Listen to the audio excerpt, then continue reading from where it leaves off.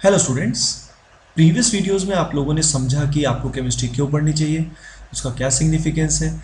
Then you have learned कि electrophile and nucleophile क्या होता है। आई विल रिकमेंड कि आप ज़रूर पढ़ें इस वीडियो को जानने से पहले। अब ये वीडियो बहुत ज़्यादा इंपॉर्टेंट है, which will bring smile to your faces. आपको कोई भी टेंशन है ऑर्गेनिक केमिस्ट्री में, आपको ऑर्गेनिक रिएक्शन समझ में नहीं आती, so in this video I will tell you the super trick to understand any organic reaction. मैं आपको पूरी ऑर्गेनिक केमिस्ट्री का फंडा समझाऊंगा जिसके बेसिस पे आप कोई भी रिएक्शन समझ सकते हैं, समझने के काबिल हो सकते हैं। ऑब्वियसली आपको अपना दिमाग तो लगाना ही पड़ेगा, but still then you can help yourself. तो आइए सबसे पहले जानते हैं कि ऑर्गेनिक केमिस्ट्री को किस चीज़ से रिलेट करें। तो देखिए, ऑर्गेनिक केमिस्ट्री को आप रियल लाइफ से रिलेट करेंगे तो आपको बहुत अच्छा लगेगा और बहुत ज़्यादा समझ में आएगा।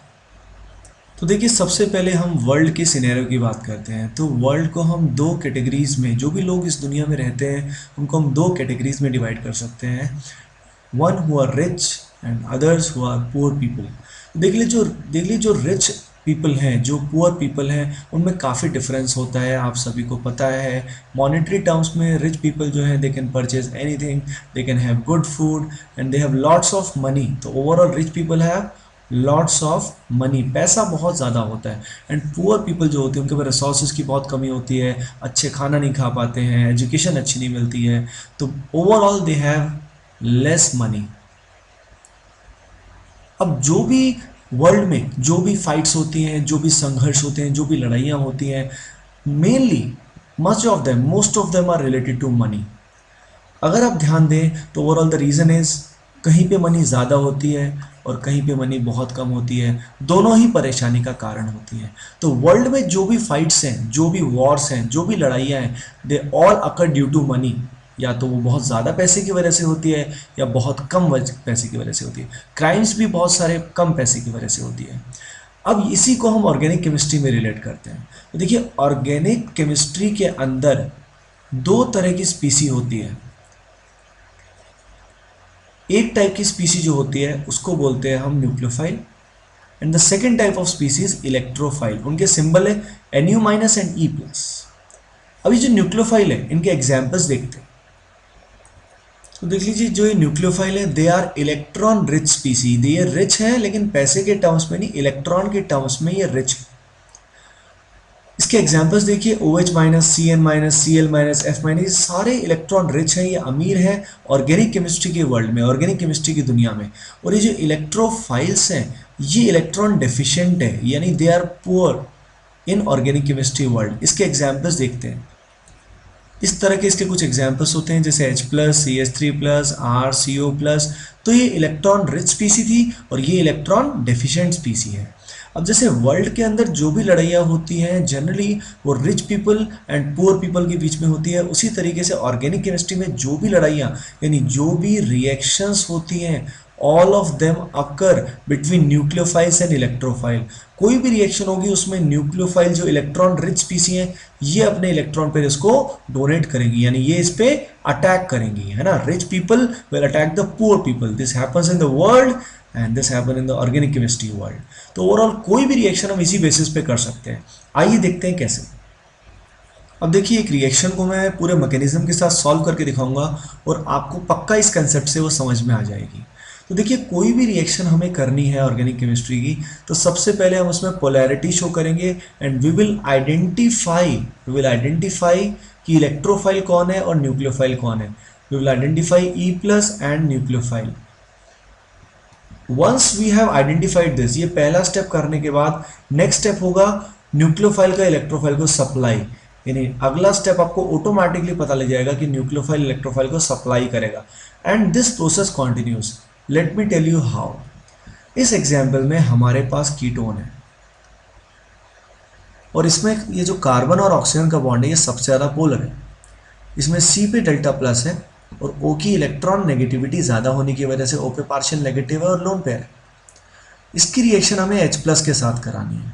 तो हमें पता है कि H+ इज इलेक्ट्रॉन डेफिशिएंट, यानी इलेक्ट्रोफाइल। अगर H+ इलेक्ट्रोफाइल है तो इस पूरे मॉलिक्यूल का जो न्यूक्लियोफिलिक पार्ट होगा उससे इसकी रिएक्शन होगी। अब वो जो न्यूक्लियोफिलिक पार्ट है वो कौन है? ऑक्सीजन। तो ये ऑक्सीजन के पास क्या है जो ये इसको डोनेट कर सकता है? तो जो अमीर है ये इस गरीब को ये इलेक्ट्रॉन डोनेट करेगा, जिससे O और H के बीच में क्या बनेगा? एक बॉन्ड बनेगा। तो A हमें मिल गया। A जो बनेगा that will be something like this. O और H में ये नया सिग्मा बॉन्ड बनेगा और O के ऊपर आएगा पॉजिटिव चार्ज। O पे पॉजिटिव चार्ज क्यों आया?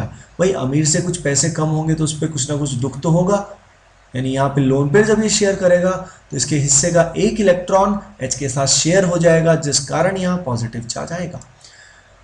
अब उसके बाद हमें रिएक्शन करानी है Cn माइनस के साथ। Cn negative is a negatively charge स्पीसी, यानी इलेक्ट्रॉन रिच है। अगर ये इलेक्ट्रॉन रिच है तो इसको हम क्या बोलेंगे students? That will be nucleophile. और न्यूक्लियोफाइल को क्या चाहिएगा? माइनस को क्या चाहिएगा? प्लस। अगर आप ध्यान दें तो पॉजिटिव चार्ज अब इस कार्बन पे पहले से भी बढ़ गया है। O पे भी पॉजिटिव चार्ज है पर ऑक्सीजन ने ऑलरेडी 3 बॉन्ड बना रखे हैं, तो O पे Cn नेगेटिव इलेक्ट्रॉन नहीं डोनेट कर सकता। तो ये Cn नेगेटिव जो होगा अगले स्टेप में इलेक्ट्रॉन किसको देगा? इस कार्बन को देगा, जिससे इस कार्बन में और Cn वाले कार्बन के बीच में एक नया सिग्मा बॉन्ड बनेगा। और यहाँ बॉन्ड बनेगा तो कार्बन के 5 बॉन्ड तो बन नहीं सकते, 4 बॉन्ड ऑलरेडी बने हुए हैं, तो इसको एक पाई बॉन्ड ब्रेक करके इलेक्ट्रॉन O को देने पड़ेंगे, जिस कारण यहाँ Cn जुड़ जाएगा और यहाँ पाई बॉन्ड टूट के सिग्मा बॉन्ड रह जाएगा और यहाँ आ जाएगा OH। तो आपने देखा हर रिएक्शन में हम ढूंढते हैं कि नेगेटिवली चार्ज स्पीसी यानी न्यूक्लियोफाइल कौन है और पॉजिटिवली चार्ज स्पीसी यानी इलेक्ट्रोफाइल कौन है। इस तरीके से कोई भी रिएक्शन को आप स्टूडेंट्स समझ सकते हैं। आइए देखते हैं इसका एक और बहुत ही अच्छा एग्जाम्पल। इस एग्जाम्पल में वी हैव टेकन एल्कीन, हमने लिया एल्कीन। अब एल्कीन में की रिएक्शन हमें करनी है H प्लस के साथ, तो H प्लस आप सभी को पता है इलेक्ट्रोफाइल है, तो एल्कीन पक्का क्या होगा? न्यूक्लियोफाइल होगा, यानी एल्कीन को अपने इलेक्ट्रॉन H प्लस को देने। अब एल्कीन के पास सिग्मा बॉन्ड भी है और उसके पास पाई बॉन्ड भी है, तो ऑब्वियसली वो इलेक्ट्रॉन पेयर जो डोनेट करेगा वो किसकी हेल्प से करेगा? पाई बॉन्ड की हेल्प से, यानी पाई बॉन्ड इसका न्यूक्लियोफिलिक पार्ट है। तो ये न्यूक्लियोफाइल इस इलेक्ट्रोफाइल को इलेक्ट्रॉन देगा। तो स्टूडेंट्स हम स्टार्ट करते हैं इस रिएक्शन को। तो ये 2 इलेक्ट्रॉन्स इस H के पास जाएंगे। अब ये 2 इलेक्ट्रॉन्स इन दोनों कार्बन एटम की प्रॉपर्टी है, लेकिन होगा क्या? इस H को 2 इलेक्ट्रॉन जब दिए जाएंगे तो बॉन्ड तो कोई इन दोनों में से एक ही कार्बन बना पाएगा। तो लेट अस अज्यूम इस कार्बन और H के बीच में ये दोनों इलेक्ट्रॉन्स पाई बॉन्ड के आ गए हैं और यहाँ सिग्मा बॉन्ड बन गया। तो आपको समझना है इस कार्बन और H में जो बॉन्ड बना वो इस पाई बॉन्ड के टूटने की वजह से बना। इससे इस पर्टिकुलर कार्बन की वैलेंसी क्या हो जाएगी? फ्री हो जाएगी और यहाँ जाएगा पॉजिटिव चार्ज और इस पॉइंट पे क्या आएगा? H। तो आपने देखा कैसे हमने न्यूक्लियोफाइल और इलेक्ट्रोफाइल को आइडेंटिफाई किया और उनके बीच में रिएक्शन कराई, यानी न्यूक्लियोफाइल ने इलेक्ट्रॉन किसको सप्लाई किया? इलेक्ट्रोफाइल को। अब देखिए इसकी रिएक्शन हमें करानी है Br माइनस के साथ। Br माइनस क्या होगा स्टूडेंट्स? ये होगा न्यूक्लियोफाइल और ये होगा इलेक्ट्रोफाइल। तो Br माइनस अपना इलेक्ट्रॉन किसको डोनेट करेगा? पॉजिटिव चार्ज स्पीसी को, जिससे यहाँ पे क्या बन जाएगा? इस पॉइंट पे क्या जुड़ जाएगा? Bromine with the help of a sigma bond. तो इस तरीके से हम कोई भी ऑर्गेनिक की रिएक्शन को समझ सकते हैं।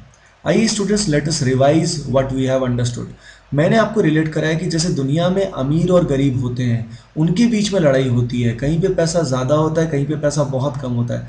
उसी तरीके से ऑर्गेनिक केमिस्ट्री में कहीं पे इलेक्ट्रॉन रिच स्पीसी होती है और कहीं में इलेक्ट्रॉन डेफिशिएंट स्पीसी होती है। ओवरऑल जितनी भी ऑर्गेनिक रिएक्शन का हर एक स्टेप जो होता है वो न्यूक्लियोफाइल के इलेक्ट्रोफाइल को इलेक्ट्रॉन देने से होता है। तो फिर हमने रिएक्शन की हेल्प से जाना कि कैसे हम सबसे पहले E प्लस और Nu माइनस को आइडेंटिफाई करते हैं और फिर कैसे Nu माइनस न्यूक्लियोफाइल अपना इलेक्ट्रॉन इलेक्ट्रोफाइल को डोनेट करता है। सो गाइज अगली सीरीज में भी हम इसी तरीके से कुछ वीडियोस देखेंगे और I hope you like the video, so please share it and subscribe as much as you can.